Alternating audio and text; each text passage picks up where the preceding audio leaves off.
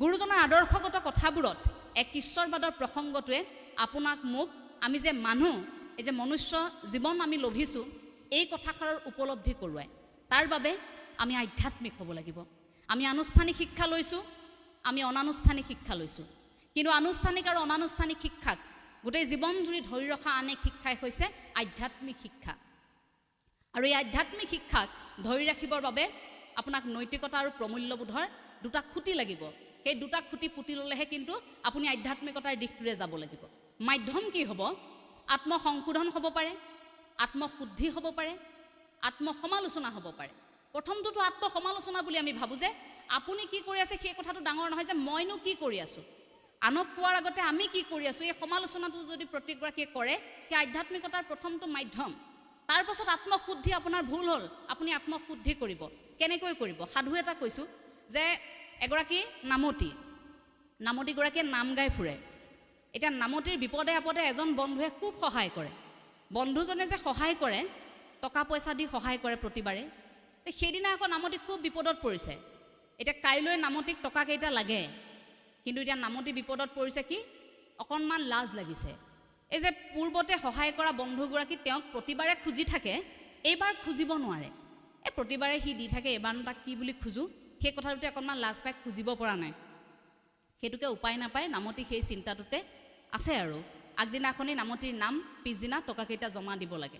আগদিনা নাম গাবলৈ গৈছে, নাম গাই আহি 12 বজাত নামতী আহি শুইছে। শুই মনতে ভাবিছে আৰু যে প্ৰভু তোমাৰ এইটো নাম গুণ গাই থাকোঁ, মই তোমাৰেই নাম গালোঁ, এতিয়াও মই 12 বজালৈকে তোমাৰেই নাম গাই আছোঁ, কিন্তু তুমি মোক টকাকেইটাও যোগাৰ কৰি দিব পৰা নাইনে প্ৰভু, কিবাকেইটো মিলাই দিয়া, তোমাৰেই নাম গাই থাকোঁ অথচ তুমি মোক কৃপাই নকৰা দেখোন। এনেধৰণৰ এটা আখেজ এটা ঈশ্বৰৰ প্ৰতি। তাৰ পাছত কি কৰিব? এতিয়া মনলৈ একো অহা নাই, প্ৰভুও পইচাকেইটা দিয়া নাই। এতিয়া ওপৰত থকাজনেতো নামি আহি পইচাকেইটা দি থৈ নাযায় বোলে লোৱা মোৰ নাম গালা এইকেইটা লোৱা বুলি। এতিয়া দিগদাৰ হৈছে, কি কৰিব? এই চিন্তা কৰি থাকোঁতে হঠাৎ এটা বুদ্ধি আহিল নহয় মনত। এই যে পূৰ্বতে যিজন বন্ধুৱে তেওঁক টকা পইচা দি সহায় কৰে, ভাবিলে যে সেই বন্ধুজন যিহেতু আছে তেওঁৰ বাৰীত নাৰিকল আছিল। এখেতে ভাবিছে নামতীয়ে যে যি নাই পইচাটো নুখুজিলোঁ, নাৰিকলকেইটা পাৰি দিয়া যাওক ৰাতি মনে মনে। গতিকে চুৰ কৰিম বুলি ৰাতি মনে মনে বন্ধুৰ ঘৰত ওলালগৈ। নাৰিকল পাৰিবলৈ গছৰ ওপৰত উঠিছে নামতী, নাৰিকল পাৰিলে। ভুলবশতঃ দুটা ডাঙৰ নাৰিকল গৃহস্থৰ টিঙত পৰক নহয়। টিঙত পৰাৰ লগে লগেতো এটা প্ৰকাণ্ড শব্দ, লগে লগে গৃহস্থ সাৰ পাইছে। এই বোলে কি হ'ল, চোৰ ওলাইছে নেকি বাহিৰত? আহি দেখে নাৰিকল গছৰ ওপৰত চোৰ। ৰাইজ মাতি আনিলে, চোৰ চোৰ চোৰ, একদম হুলস্থুলীয়া এটা পৰিৱেশ। নামতীয়েতো ওপৰত আছে, নামতীয়ে ওপৰৰ পৰা ভাবিছে বোলে প্ৰভু তুমিও কিন্তু কম মানুহ নহয় দেই, তুমিও চোৱাচোন বাৰু, তোমাৰেই নাম গুণ গালোঁ, তুমিতো মিলাই দিব নোৱাৰিলা কাৰণেহে মই এইটো ভাবিছিলোঁ চুৰ কৰাটো, আৰু তুমি সেইটো মিলাই নিদিলাই। এতিয়া ভাবাচোন মই যদি তললৈ কিবা কাৰণত নামি যাওঁ, এওঁলোকে বাৰু মোক সুদাই এৰিবনে? এটা তলত মোৰ এটা পিঠি বহল নকৰিবনে? তোমাক মই এটাই অন্ততঃ অনুৰোধ কৰিছোঁ, তুমি বাৰু মোক টকাকেইটা নিদিলা, নালাগে, মোক অন্ততঃ আজি এই পিতনটোৰ পৰা তুমি বচাই দিয়া, গণপ্ৰহাৰটোৰ পৰা তুমি বচাই দিয়া। তাৰ পাছত নামতীয়ে মনলৈ আকৌ নাম এফাকি আহিল নহয়, বুদ্ধি এফাকি। লগে লগে নামতীয়ে গছৰ ওপৰত গাবলৈ আৰম্ভ কৰিছে। হে কিনো তোমাৰ লীলা প্ৰভু, কিনো তোমাৰ লীলা, হে বৈকুণ্ঠলেহে আনিম বুলি গছত উঠাই দিলা। হে কিনো তোমাৰ লীলা প্ৰভু, কিনো তোমাৰ লীলা, হে বৈকুণ্ঠলেহে আনিম বুলি গছত উঠাই দিলা। তলতো ৰাইজে শুনি আছে, বোলে এইটো আমাৰ নামতী মাত দেখোন, নামতীয়ে হয়, নমাই আন, কিবা এটা হ'ল দেখি বৈকুণ্ঠলৈ যাম বুলি বোলে গছত উঠাই দিলা, কিবা এটা হৈছে। নামতীক লগে লগে নমাই অনাৰ ব্যৱস্থা কৰিছে গাঁৱৰ ৰাইজে মিলি, সকলোৱে নামতীক নমাই আনিছে। নামতীয়ে মনতে ভাবিছে সুৰক্ষা, এইবাৰ নামি আহিল তললৈ। তাৰপাছত লগে লগে গাঁৱৰ ৰাইজে সুধিছে বোলে কি হ'লনো আপোনাক কওকচোন, ক'লৈ যাম বুলি আপুনি উঠিলে তাত গছত? বোলে কি হ'ল জানেনে, কালিতো নিশা শুই আছোঁ, শুই থকাৰ সময়ছোৱাতে একদম বগা সাজ পিন্ধি আহিল নহয় প্ৰভুৱে আহি বাহিৰত ৰথ ৰাখি থৈছে। ৰথ ৰাখি মোক কৈছে বোলে আহক পটককৈ আমি দুই বৈকুণ্ঠ পৰা আহোঁ। মই কৈছোঁ যে মই নাযাওঁ, কাইলৈ মোৰ টকা কেইটামান যোগাৰ কৰিব লগা আছে, মই যাব নোৱাৰোঁ। ইফালে প্ৰভুৱে বোলে নামানে, ফাউতকৈ যাম ফাউতকৈ আহিম, এইখন ৰথ মই ৰাখিয়ে থৈছোঁ, আহক। লগতে সেই মোক জোৰ কৰি ৰাতি ৰথত উঠালে। মই বোলো ৰথখন চলিছে চাগে, কিন্তু ক্ৰমান্বয়ে দেখোন ৰথখন ওপৰলৈ গৈ আছে, আৰু ৰথখন দেখোন লাগি ধৰিল। হঠাৎ ক'ত লাগি ধৰিছে মই গম পোৱা নাই, আপোনালোকৰ চিঞৰ বাখৰতহে গম পাইছোঁ যে মই নাৰিকল গছতহে আহি মই লাগি ধৰিছোঁ।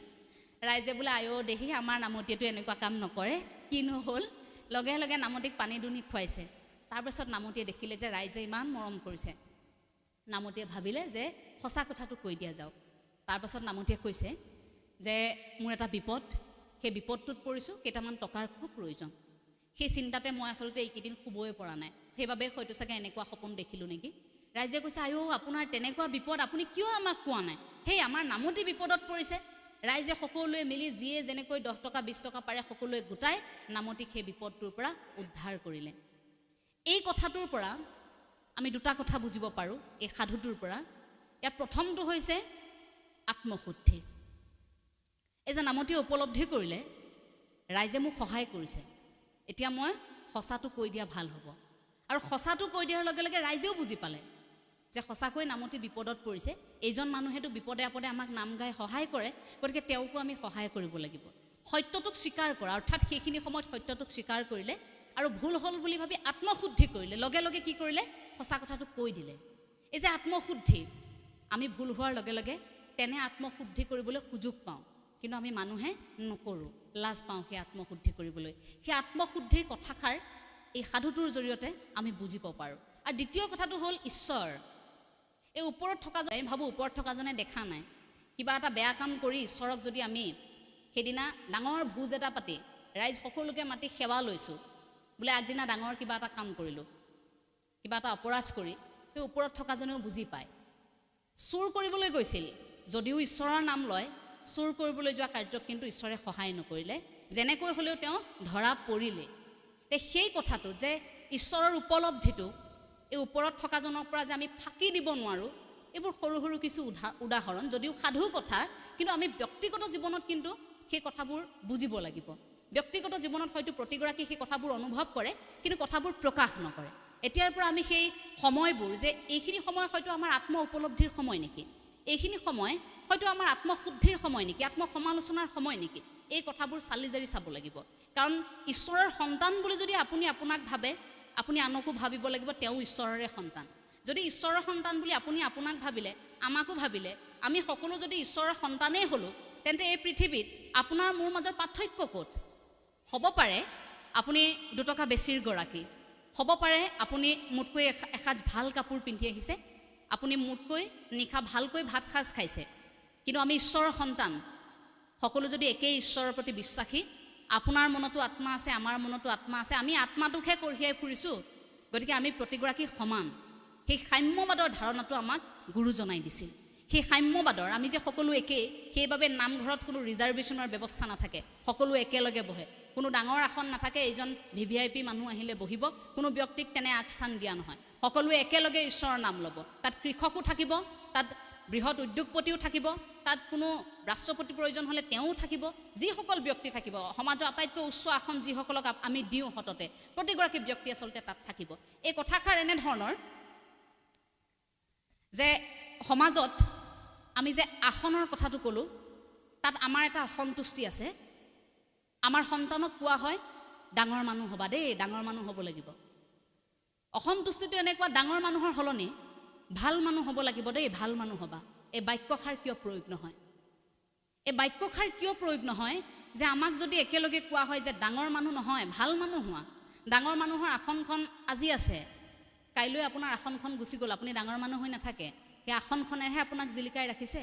কিন্তু ভাল মানুহ হ'বলৈ যদি আমাক শিকোৱা হয় মানুহ হোৱা, প্ৰথমে তোমালোক মানুহ হোৱা বুলি, আসন নালাগে, কিন্তু আমি প্ৰতিযোগিতাৰ দৌৰত ইমান যন্ত্ৰ হৈ পৰিছোঁ, আমাক ইমান লাগে যে আমি আমাৰ সন্তানক, আমি প্ৰতিগৰাকী লোকক এইটো দাবী কৰিব পাৰোঁ, আমি পৰিয়ালৰ লোককে হওক, আমাৰ সন্তানকে হওক, আমি দাবী কৰোঁ সেইটো আনি দিয়া, সেইখন আসন লৈ দিয়া, এইটো বিভাগত উত্তীৰ্ণ হৈ দিয়া, 99% নম্বৰ আনি দিয়া, ষ্টেণ্ড কৰি দিয়া, কাৰণ তোমাক মই কি দিয়া নাই চোৱাচোন, তোমাৰ সমনীয়া অমুকে ইমান নম্বৰ পাইছে। সেই কথাটো আচলতে নহয়, সেইটোৰ সলনি তুমি ভাল মানুহ হোৱা, শুন, তুমি আগুৱাই যোৱা, তুমি কাম কৰা ভালকৈ, মানৱ সেৱাৰ বিষয়ে বুজা, সেই কথাবোৰ উপলব্ধিয়ে কিন্তু প্ৰধান। গতিকে এই কথাবোৰৰ উপলব্ধি আহে মূলতঃ আইসকলৰ পৰা। মই অকণমান আইসকলৰ প্ৰসংগটো লৈ আহিছোঁ। আইসকল বুলি কোৱাৰ লগে লগে মোৰ দৃষ্টিত এগৰাকী নাৰী সদায় খুব উচ্চমানৰ। সেই নাৰীগৰাকীৰ সেই কথাষাৰে এজন ব্যক্তিক, বিশ্ববাসীক উপহাৰ দিলে। ল'ৰাজন স্কুললৈ যায়, কিন্তু স্কুলত মন নবহে, স্কুললৈ যায়, তেওঁ পঢ়িব নিবিচাৰে, পঢ়াত মন নাই, গতিকে অকণমান পঢ়াটো দুৰ্বল, পঢ়াত দুৰ্বল সেই ছাত্ৰগৰাকীক শিক্ষাগুৰুৱে কোনো ধৰণে সহায় নকৰে। তো সহায় নকৰি এদিন অতিষ্ঠ হৈ সেই ছাত্ৰগৰাকীৰ হাতত এখন কাগজৰ টুকুৰা দি পঠিয়াইছে। কাগজৰ টুকুৰাটো লৈ আহি সেই কণমানি সন্তানটিয়ে, শিশুটিয়ে মাতৃৰ হাতত দিছে। মাকে বোলে কি দিছেনো, চোৱাচোন মা, আজি স্কুলৰ পৰা ছাৰে কিবা এটুকুৰা কাগজত লিখি দি পঠিয়াইছে। তাৰপাছততো তেওঁ কাগজৰ টুকুৰাটো চাইছে, কাগজৰ টুকুৰাটো চাই দেখিছে তেওঁ চকু পানী ওলাইছে মাতৃগৰাকীৰ। কি লিখা আছেনো মা, তুমি যে কান্দিছা? মাকে কৈছে তেতিয়া যে ইমান ভাল কথা লিখা আছে ইয়াত, মোৰ চকু পানী ওলাইছে। কি লিখা আছে এবাৰ পঢ়ি দিয়া নাই, তেতিয়ালৈকে তেওঁ পঢ়িব পৰা হোৱাই নাই। তাৰ পাছতে বোলে পঢ়িছে কি বুলি, আপোনাৰ সন্তান খুব চোকা আৰু আপোনাৰ সন্তান ইমান পাৰদৰ্শী, ইমান চোকা মনৰ যে আপোনাৰ সন্তানক দিব পৰা শিক্ষাৰ ব্যৱস্থা বা তেনেধৰণৰ এটা পৰিৱেশ আমাৰ ইয়াত নাই, আমি অসমৰ্থ। গতিকে আপুনি আপোনাৰ সন্তানক আপোনাৰ ঘৰতে পঢ়াওক, ইমান চোকা সন্তানক আমি স্কুলত পঢ়ুৱাব নোৱাৰোঁ, আমাৰ তেনে শিক্ষকো নাই, ইমান চোকা ল'ৰা আমি পঢ়ুৱাব নোৱাৰোঁ। মাকে তেনেকৈ কোৱাৰ লগে লগে সন্তান জঁপিয়াই উঠিছে আনন্দত, কি মোক ইমান চোকা বুলি কৈছে, বিৰাট সুখ পাইছে, শান্তি পাইছে। তাৰ পাছত বহুদিন পাৰ হ'ল, মাতৃয়ে নিজে আৰম্ভ কৰিলে পঢ়ুৱাবলৈ। পঢ়ালে, পঢ়িলে, সন্তানে শিকিলে, সমাজৰ পৰা, অন্যান্য ব্যক্তিৰ পৰা, অভিজ্ঞতাৰ পৰা বিশ্ববাসীৰ সন্মুখত এগৰাকী প্ৰসিদ্ধ বিজ্ঞানী হৈ থিয় দিল। গোটেই বিশ্বই তেওঁক চিনি পায়, আৰু সেইগৰাকী আছিল থমাছ এডিছন। আৰু তেওঁ বহুদিনৰ পাছত যেতিয়া বিশ্ববিখ্যাত হ'ল, মাতৃ ঢুকালে, বহুদিনৰ পাছত ঘৰত এদিন পুৰণি সেই আলমিৰাটো চাফা কৰি আছিল, পৰিষ্কাৰ কৰি থাকোঁতে কিতাপ এখনৰ মাজত সেই কাগজৰ টুকুৰাটো পালে নহয়, যিদিনা যে স্কুলৰ পৰা আহোঁতে দি পঠিয়াইছিল, যি দিনটোৰ পৰা তেওঁ স্কুললৈ যোৱা নাছিল। কাগজৰ টুকুৰাটো খুলিলে, খুলি তেওঁ যেতিয়া পঢ়িছে তেওঁৰো চকু পানী ওলাইছে। সেই কাগজৰ টুকুৰাটোত কি লিখা আছিল জানেনে? আপোনাৰ সন্তান পঢ়াত ইমানেই দুৰ্বল আৰু আপোনাৰ সন্তান ইমানেই বেয়া যে এনেকুৱা সন্তানক আমি, এনেকুৱা ছাত্ৰ ছাত্ৰী আমি আমাৰ স্কুলত ৰাখিব নোৱাৰোঁ। গতিকে আপোনাৰ ল'ৰাক স্কুলৰ পৰা বহিষ্কাৰ কৰিছোঁ, আপোনাৰ ল'ৰাই মনোযোগ নিদিয়ে পঢ়াত। গতিকে এনেকুৱা ল'ৰা যদি আমি ক্লাছৰুমত ৰাখোঁ, আনসকলেও বিপদত পৰিব, আমি বিপদত পৰিম। গতিকে পৰিৱেশটো আমি বেয়া হোৱাটো নিবিচাৰোঁ, আপোনাৰ সন্তানক আজিৰ পৰা এইখন স্কুলৰ পৰা বহিষ্কাৰ কৰা হ'ল। তেনেকৈ লিখা আছিল সেই কাগজৰ টুকুৰাটো। কিন্তু সেই মাতৃগৰাকী ভাবক, সেই মাতৃগৰাকীয়ে সেই কথাষাৰ তেওঁক জানিবলৈ নিদিলে। বুকুত আৱৰি সেই মাতৃয়ে সেই সন্তানক এনেকৈ জিলিকাই তুলিলে, অকলে সেই মাতৃগৰাকী, য'ত সৰ্বপল্লী ৰাধাকৃষ্ণনে যে কৈছিল আমাৰ বাবে আমাৰ মাতৃ প্ৰথমগৰাকী শিক্ষয়িত্ৰী, আমাৰ দেউতা প্ৰথমগৰাকী শিক্ষক। গতিকে সেই মাতৃগৰাকী শিক্ষয়িত্ৰী হৈ গোটেই বিশ্ববাসীক এটা উপহাৰ দি থৈ যোৱা নাই জানো? সেইগৰাকী নাৰীক আমি কেতিয়াও পাহৰিব নোৱাৰোঁ। তেনে নাৰী আমাৰ সমাজত আৰু আছে। আপুনি চাব, ব্ৰজাংগী আই, ব্ৰজাংগী আয়ে যিমান দুখ কষ্ট সহ্য কৰি গোপাল আতাৰ দৰে ব্যক্তিক আমাৰ মাজত দি থৈ গ'ল, ব্ৰজাংগী আইৰ দৰে তেনে সবল নাৰী হয়তো খুব কম ওলাব, আঙুলিৰ মূৰত হয়তো গণিব পৰা ওলাব। কনকলতা আই, ভাবি চাওক যে আজি আপুনি মই শিক্ষাৰ বাবে হাহাকাৰ কৰিবলগীয়া নহয়। আমাৰ গাঁওখনতে ৩-৪খন শিক্ষানুষ্ঠান, আমি দৌৰ মাৰি যাব পাৰোঁ। কিবা এটা শিকিবলৈ আমি শিক্ষাগুৰুসকলৰ ওচৰলৈ নগ'লেও এই মোবাইলটো থাকে, ইণ্টাৰনেট থাকে, আমি বিভিন্ন মাধ্যম আছে, আমি শিকিব পাৰোঁ সকলোতে। কিন্তু সেই সময়, যি সময়ত আচলতে কনকলতা আইৰ দৰে সেই, মই পণ্ডিত বুলি ক'লেও হয়তো ভুল কোৱা নহ'ব, এই শাস্ত্ৰৰ কথা, সেই জ্ঞান যে লভিছিল, কেনেকৈ লভিছিল? ইমান সুযোগ সুবিধা নথকাৰ পাছতো যদি সেইসকল মহিয়সী নাৰীয়ে আমাক সমাজৰ বাবে এটা সপোন দেখুৱাই থৈ যাব পাৰে, আমি কিয় নোৱাৰোঁ? আমাৰ ক'ত বিসংগতি আছে? সেই ব্ৰজাংগী আয়ে য'ত তাঁতশালত পাকৈত বাবে, হস্তশিল্পত পাকৈত বাবে, তেওঁক এটা সময়ত তেওঁ গৰ্ভস্থ সন্তানক লৈ ঠায়ে ঠায়ে ঘূৰি ফুৰিছিল, থাকিব পৰা নাছিল। অ'ত তেওঁক মাৰিবলৈ খেদি ফুৰে, ত'ত তেওঁক মাৰিবলৈ খেদি ফুৰে। তেনেকৈ গৰ্ভস্থ সন্তানক লৈ সেই সন্তানক তেওঁ জন্ম দিলে। তাৰ পাছত সেই সন্তানক লৈ ৰজাৰ শেষত তেওঁ তাঁতশালত কাম কৰিছিল, কাম কৰি স্বাৱলম্বী হৈছিল সেই আই। আৰু সেইগৰাকী আইৰ সন্তান গোপাল আতা, আপোনালোক সকলোৱে জানে গোপাল আতাই কেনেকৈ সেৱা ধৰ্মৰ কথা কৈছিল, এগৰাকী সেৱক হৈ কাম কৰিছিল গুৰুজনাৰ আদৰ্শ প্ৰচাৰৰ ক্ষেত্ৰত। গতিকে সেই কথাবোৰ, সেই আইগৰাকী আমাৰ আদৰ্শ হ'ব নোৱাৰেনে? আমি যে কৈ থাকোঁ ফুলনৰ কথা, ফুলন আমাৰ আদৰ্শ হ'ব নোৱাৰেনে? আমি কিয় দুৰ্বল? এই যে কেঁকুৰি এটা পাৰ হওঁতে আমি ল'ৰাটোক কওঁ, যাচোন এডোখৰ আন্ধাৰ, ছোৱালীজনীক অকণমান আগবঢ়াই থৈ আহ। কিন্তু এই পৰিৱেশটো কেতিয়ালৈ হ'ব যে আন্ধাৰ বাট ল'ৰাজন লগত যাব নালাগে, ছোৱালীজনী অকলেই যাব পাৰিব? তেনেকুৱা এটা পৰিৱেশ আমাৰ মাজত কেতিয়া আহিব? 4জনে গৈ আমাক থৈ আহিব নালাগে, আন্ধাৰ বাট 8 বাজিছে, অকলেই যাব পাৰিম। কাৰণ পৰিৱেশ ইমান ভাল। তেনেকুৱাবোৰ আমাৰ বাবে সপোনৰো অগোচৰ নেকি বাৰু? সেইবোৰ কথাত এতিয়া কষ্ট পাওঁ। বাতৰি কাগজখন আপুনি পঢ়িব, এফালে আপুনি পঢ়িব মহাকাশলৈ অসমীয়া নাৰীৰ যাত্ৰা, আপুনি পঢ়িব মহাকাশলৈ নাৰীৰ যাত্ৰা, আনফালে আপুনি দেখিব যে ক'ৰবাত এগৰাকী নাৰীৰ দলবদ্ধ ধৰ্ষণ। একেখন বাতৰি কাগজত একে পৃষ্ঠাতেই আপুনি সেই বাতৰি দেখিব। গতিকে এফালে যদি আপুনি চায় যে আমি প্ৰযুক্তিবিদ্যাৰ ক্ষেত্ৰত, শিক্ষাৰ ক্ষেত্ৰত সকলো দিশৰ পৰা আগুৱাই গৈছোঁ, কিন্তু মানসিকভাৱে আমিবোৰ পিছুৱাই গৈছোঁ। আমাৰ চিন্তাধাৰাবোৰ পিছুৱাইছেহে, আমাৰ মাজৰ খোৱা কামোৰাবোৰ বাঢ়িছেহে, আমাৰ মাজৰ নৈতিক স্খলন বাঢ়িছেহে, কমা নাই। আমাৰ মাজত যিবিলাক আছিল অপৰাধজনিত ঘটনা সেইবোৰ বৃদ্ধি পাইছে, আৰু আটাইতকৈ ডাঙৰ কথা এইবোৰ ঘটনা বৃদ্ধি পাবলৈ ধৰিছে কিশোৰ অৱস্থাত থকাসকলৰ, অৰ্থাৎ ছাত্ৰ ছাত্ৰীসকলৰ মাজত। কিয় তেনে পৰিৱেশ আহিছে? এই ক্ষেত্ৰত মই অকণমান কিন্তু আইসকলকো জগৰীয়া কৰিম। ঘৰখনৰ মাতৃগৰাকী আচলতে ঘৰখনৰ মূল খুঁটি। গুৰুজনা আমাৰ বাবে পিতৃ। গুৰুজনাই এখন নাৱত আমাক উঠাই থৈ গৈছে, সেইখন নাৱৰ বঠা মাৰি আছে গুৰুজনাই। গতিকে আমাক এনেকুৱা এখন নাৱত ঘৰখনে উঠাই ৰাখিছে যিখন ঘৰৰ বঠা আকৌ মোৰ মায়ে মাৰে। গতিকে আমাৰ মায়ে বঠা মাৰি আছে, সেইখন নাৱত আমি উঠি আছোঁ। গতিকে মাকগৰাকীয়ে, মাতৃগৰাকীয়ে বঠা মাৰোঁতেও সেইখিনি ক্ষেত্ৰত সাৱধান হ'ব লাগিব যে এই নাওখন যে লৈ গৈ আছোঁ কোনটো ঘাটত চপাম সেয়া জানিব লাগিব। গতিকে আইসকলক কিন্তু এই ক্ষেত্ৰত অকণমান ক'ব বিচাৰিম যে আপোনালোকক পৰামৰ্শ দিব পৰা আমাৰ সামৰ্থ্য নাই, কেৱল অনুৰোধ কৰিব পাৰোঁ। যদি ব্ৰজাংগীয়াই পাৰিছিল, যদি কনকলতাই পাৰিছিল, যদি জয়মতীয়ে পাৰিছিল, যদি ফুলনে পাৰিছিল, সাহসী হ'ব, আমি কিয় নোৱাৰোঁ? গুৰুজনাইতো আমাক নাৰীৰ চৰিত্ৰবোৰ বুজিব পৰাকৈ খুব সহজকৈ আমাক গুৰুজনাৰ সৃষ্টিৰাজিত নাৰীৰ চৰিত্ৰবোৰ উপস্থাপন কৰি থৈ গৈছে। আপুনি চাওকচোন, এই যে কৃষ্ণ শ্ৰেষ্ঠ বুলি ৰুক্মিণীহৰ নাটত যে কৃষ্ণ শ্ৰেষ্ঠ পুৰুষ, আমি কেনেকৈ জানিলোঁ? আমি ৰুক্মিণীৰ দৃষ্টিৰেহে চালোঁ। ৰুক্মিণীয়ে ইমান সুন্দৰকৈ বৰ্ণনা কৰিলে স্বামী বুলি, এনেকৈ বৰ্ণনা কৰিলে পৰম পুৰুষ, আমিও ভাবি ল'লোঁ যে সঁচাকৈ পৰম পুৰুষ। ৰাম বিজয় নাটত ৰাম যে শ্ৰেষ্ঠ পুৰুষ, এইটো আমি কেনেকৈ উপলব্ধি কৰিলোঁ? আমি সীতাৰ জৰিয়তেহে উপলব্ধি কৰিলোঁ, সীতাৰ দৃষ্টিৰে আমি চাইহে উপলব্ধি কৰিলোঁ। যদি আপুনি ভাবি চাওকচোন, ৰামক আপুনি সেই বীৰ পুৰুষ বুলি ৰাৱণৰ দৃষ্টিৰে চালে আপুনি উপলব্ধি কৰিব নেকি? ৰাৱণৰ দৃষ্টিত কি আছিল? যে মোৰ শত্ৰু, নাখিব লাগে মই। কিন্তু সীতাৰ দৃষ্টিত চোৱাৰ লগে লগে আমাৰ বাবে পৰম পুৰুষ সেইজনাই নহয় জানো?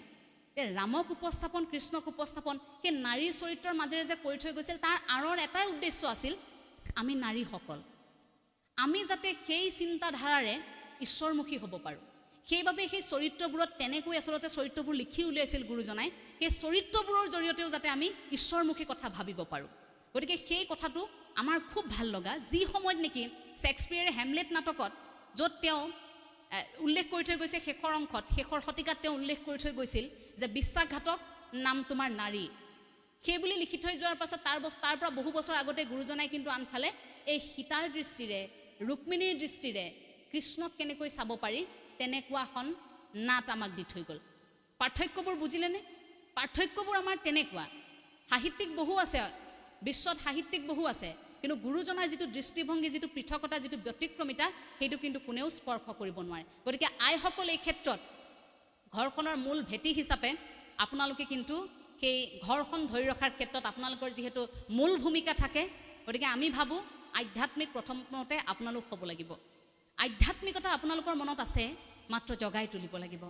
আপোনালোকে আপোনালোকৰ সন্তানক জন্ম হোৱাৰ পাছত ঠিকেই পৰিকল্পনা কৰে যে কোনখন স্কুলত দিম, কি কাপোৰ পিন্ধাম, কেনেকৈ ৰাখিম, কিন্তু তাৰ পাছৰ অৱস্থাত আপোনাৰ সন্তান নৈতিক স্খলন ঘটিলে আপুনি যেতিয়া হিয়া ধাকুৰি কান্দে, সেই পৰিৱেশটো অহালৈ বহু দীঘলীয়া সময় পাৰ হৈ যায় আপোনাৰ হাতৰ পৰা। আপোনাৰ বুকুখনে হাহাকাৰ কৰে যেতিয়া বৃদ্ধ বয়সত আপোনাৰ সন্তানে আপোনাক বুজি নাপায়।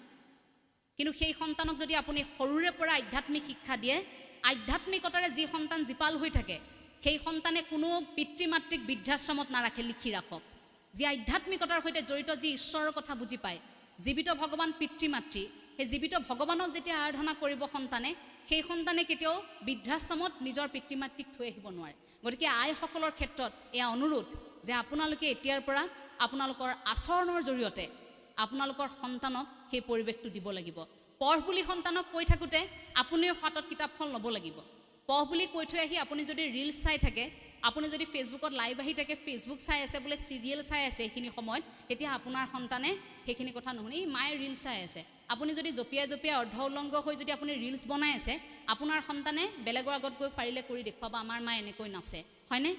আজিকালি তেনেকুৱা হৈছে সামাজিক মাধ্যমটো খুলিব নোৱাৰি জ্যেষ্ঠসকলৰ ওচৰত থাকিলে আমি লাজ পাওঁ পৰিৱেশ পৰিস্থিতি কেনেকুৱা হৈছে আপুনি এবাৰ অনুভৱ কৰক এইখিনি আমি সমালোচনা কৰা নাই এইখিনি গঠনমূলক সমালোচনা এইবাবে যে আমাৰ যিবোৰ ভাল লগা পৰিৱেশ আছিল বয়োজ্যেষ্ঠসকলৰ সৈতে একেলগে আজিতো বহু সংখ্যক নাৰী আছে কিন্তু কিমান শালীনভাৱে আছে সকলোৱে জাতীয় পোছাকযোৰ পিন্ধি আহিছে এটা আধ্যাত্মিক পৰিৱেশত আছে কিন্তু যদি এই পৰিৱেশটো নহয় যদি বিহু অনুষ্ঠান এখন ইয়াত চলি থাকিলেহেঁতেন আপোনাৰ মোৰ ৰক্ষা আছিল নে ইয়াত বহি থাকিবলৈ সেইফালে বুকাত লুটুৰি পুটুৰি হৈ নাচি থাকিলেহেঁতেন 2 বজালৈকে একাংশই সেইফালে সুৰাৰ ৰাগীত একাংশই এই বক্সটোৰ চাউণ্ডতো নাচি থাকিলেহেঁতেন ডিজিটো যে বাজি থাকে সেইটোকো জেনেৰেটৰৰ চাউণ্ডতো নাচি থাকে ল'ৰা ছোৱালী গম নাপায় ষ্টেজত কি গান গাই আছে সুৰাৰ ৰাগীত মাতাল হৈ নাচি থাকিব সেইফালে পৰিৱেশ পৰিস্থিতিবোৰ আমাৰ তেনেকুৱা হৈছে গতিকে নাৰীগৰাকীয়ে মূলতঃ ঘৰখনৰ পৰা কেনেকৈ ওলাই গৈছে সেই সন্তানে আপোনাক নিৰীক্ষণ কৰি আছে বুলি ভাবি আপুনি নিজৰ ওপৰত যে সেই আইনাখন এতিয়া মই নহয় মোৰ সন্তান মোৰ আইনাখন গতিকে তাত মই মোক দেখা পাম সেই কথাটো যদি প্ৰতিগৰাকী নাৰীয়ে ভাবে তেন্তে কোনো নাৰীয়ে তেনেধৰণৰ আচলতে কৰ্ম কৰিব নোৱাৰে বুলি আমি ভাবোঁ গতিকে শালীনভাৱে থকাটো আমাৰ আচলতে অলংকাৰ আমি বেয়া পাব নালাগে সামাজিক মাধ্যমত যেতিয়া কোনোবাই আমাক কয় যে এইসকল নাৰীয়ে কিয় এনেকুৱা কাম কৰিছে কিয় এনেকৈ আচলতে সামাজিক মাধ্যমত ইমান জনপ্ৰিয়তা বিচাৰি ফুৰিছে এনেকৈ কাপোৰ কানি পিন্ধি সমাজ লাজত পৰিছে ঘৰখন লাজত পৰিছে সেইসকলে কিন্তু বুজাটো খুব উচিত হাতত থকা মোবাইলটো একো দিব নোৱাৰে এই মোবাইলটোত আপুনি দুটামান ৰিলছ বনালে ঠিকই আছে আপুনি 1 মিলিয়ন ভিউৱাৰ্ছ পালে আপোনাক 1 মিলিয়ন মানুহে চালে কিন্তু কক যেতিয়া কাইলৈ বিপদত পৰিব সেই 1 মিলিয়ন মানুহ আপোনাৰ ওচৰলৈ আহিব নেকি এই যে ৰিলছটো বনোৱাৰ বাবে আপোনাৰ ঘৰখনত সংঘাতটো হ'ল আপোনাৰ যে নৈতিক স্খলন হ'ল বুলি আপুনি যে পিছলৈ অনুভৱ কৰিব সেই সময়খিনি আমি ঘূৰাই পাম নেকি আপোনাৰ সেইখিনি চাই দুজন যেতিয়া বিপথে যাব সেই তেতিয়া আমি কি কৰিম সেই সময়খিনিতো আমি কেতিয়াও ঘূৰাই নাপাওঁ গতিকে উপলব্ধিবোৰ প্ৰতিগৰাকীয়ে কৰিব লাগিব এই সামাজিক মাধ্যমটোত অতিবাহী যোৱাৰ প্ৰয়োজন নাই এবেগ এতিয়া পৃথিৱীখনে সম্পৰ্ক শেষ কৰি দিব মানুহ শেষ কৰি দিব গতিকে সেইখিনি কিন্তু প্ৰতিগৰাকীয়ে উপলব্ধি কৰিব লাগিব আচৰণৰ কথা যে সন্তানক গধূলি হোৱাৰ লগে লগে ডিঙিত গামোচাখন দি বুলি টানি চুচৰাই নি সেৱা কৰিবলৈ দিব নালাগে আপুনি প্ৰথমে আপুনি আৰু আপোনাৰ ঘৰৰ আনসকলে আপুনি সেৱা কৰক দেখিব আপোনাৰ কণমানি সন্তানে আপোনাক দেখি কেইদিনমানৰ পাছত তেওঁলোকে আপোনালোকৰ সৈতে সেৱা কৰিছে আপোনাৰ পৰা সেয়া শিকিব আপুনি শিকাবলগীয়া নহয় কোনো বক্তাক মাতি আনি ক'বলগীয়া নহয় যে আমাৰ ল'ৰাটোক দুআষাৰ কথা কৈ থৈ যোৱাচোন কি দেখোন আমাৰ কথা নুশুনে এই কথাষাৰ ক'বলগীয়া নহয় গতিকে প্ৰতিগৰাকী মাতৃ সংকল্প ল'ব লাগিব যে আধ্যাত্মিকতাৰ সেই খুঁটি আমি আমাৰ ঘৰখনত প্ৰথমে পুতি ল'ম গুৰুজনাৰ আদৰ্শৰে আমি চলিম আৰু গুৰুজনাৰ আদৰ্শৰে চলোতে আমি সেই গুৰু আসনৰ ওপৰত বিশ্বাস কৰিহে আমি চলিম য'ত জ্ঞান থাকিব য'ত বিজ্ঞান মনস্ক থাকিব যাতে আমাক কোনেও হাঁহিব নোৱাৰে